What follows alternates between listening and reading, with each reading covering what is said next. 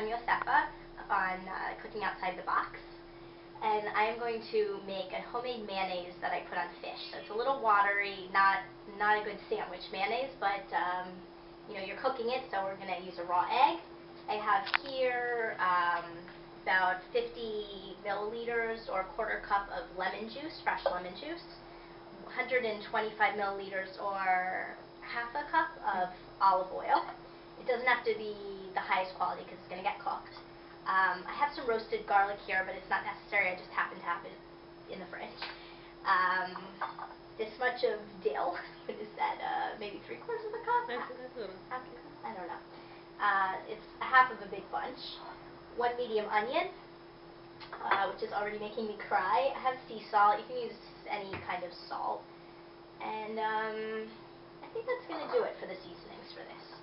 So here's my egg. Wow, nice orange egg. And the lemon juice. And I'm going to go ahead and squeeze in the garlic right now.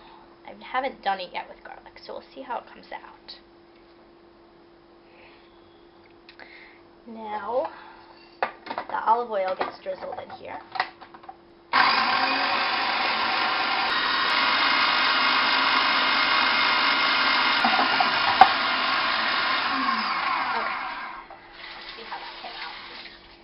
Now, the normal proportion for mayonnaise is 1 egg to a whole cup of olive oil, but I just don't need all that oil. I just really want a sauce for the fish. If you use a whip attachment and do the olive oil more slowly, you'll get a much better mayonnaise.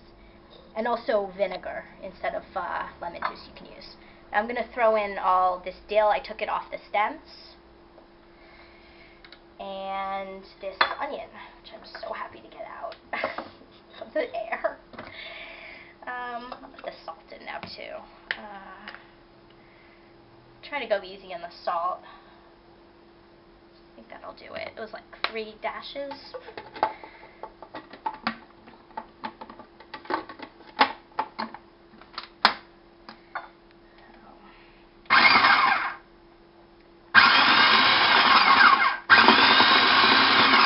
I'm just going to do it until I don't feel the onion crashing around there.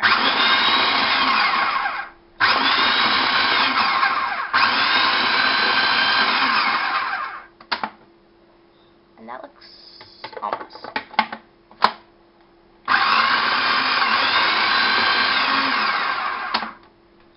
That looks good. I can always pull out a chunk of. Okay. And this I'm going to put on some fresh fish. This is a mullet, in Hebrew it's bori, and admonit, excuse bori, me, which is a little red tilapia. Bori. Okay, I'm not very good with that.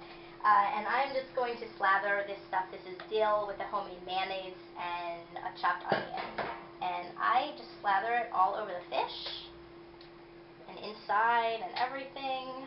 And I used to do this with my hands, but I now have this brush. It's my first time using my new brush. Oh. Just get it all on there. Just make sure if you do this you can't save the leftover mayonnaise. It all has to be cooked because it would have fish germs in it. And before I started, I washed the fish. I rinsed it off very well because my fishmonger leaves scales on sometimes, and I don't like getting scales when I'm trying to eat my fish.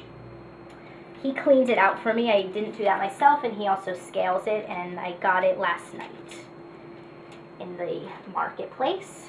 So you can see pictures of that on my blog also. And I'm just slathering this stuff all over the fish. This one is a little loose.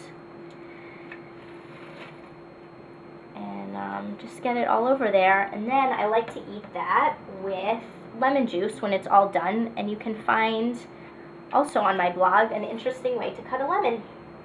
And I'm here with Hannah Katzman of cookingmanager.com, who is videoing this, and she also has great videos on her YouTube channel and on her blog.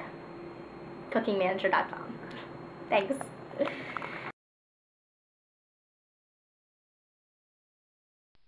Hi, I'm Hannah from cookingmanager.com. This is Yosef is videotaping me. She's from nonrecipe.blogspot.com, and today we are going to show you how to eat a whole fish.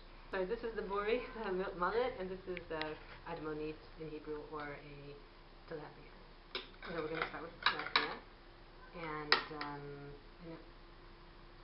okay. Now this fish has already been cleaned, so it's hollow. Whoops! You can see how it's hollow inside. Whoa. Okay? It's hollow and it looks like it's all fish, but really there's a row of bones that are holding it together. The flesh is on the outside. And so we want to, and there's a spine here, so ideally what we're going to do is we're going to try to lift the flesh without getting the bones. And the scales have been cleaned, so are you going to eat the skin? Well, the skin has this delicious thing on it. We'll see. Okay, so now I'm going to, first I'm slicing on top of the spine here. Okay? And also this is one way to know that the fish is done, because the juice should run clear. It shouldn't be white or pink anymore. Let's see how that is. Yes, I think no? Oh, it smells good.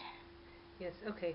Well, I split it up. You can see this is the spine, and here are bones. What I did is I actually took some of the small bones here. There's a row of small bones. They're all in a row.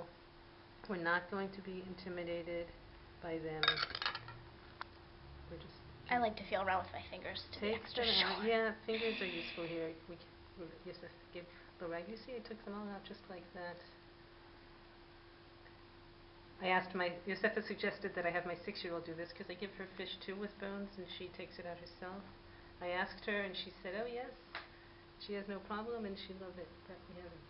She's in school now. All right, that's it. This is a bigger bone. And there's a bone over here, too. Nobody's going to eat that by mistake. No. It's like a gill plate or something. Okay, I'll check that. There's still another one. It's big bone. It's not so hard, and they're in predictable places. Okay, now this is easier, because this is still attached to the spine. We have a better view. Oh, I love this part. So this just comes right off. This will come right off. It's separated right from the flesh. Okay, this part is good. You see all that white flesh. We don't want to lose any of it. And they're still on this side. It's still attached on both sides.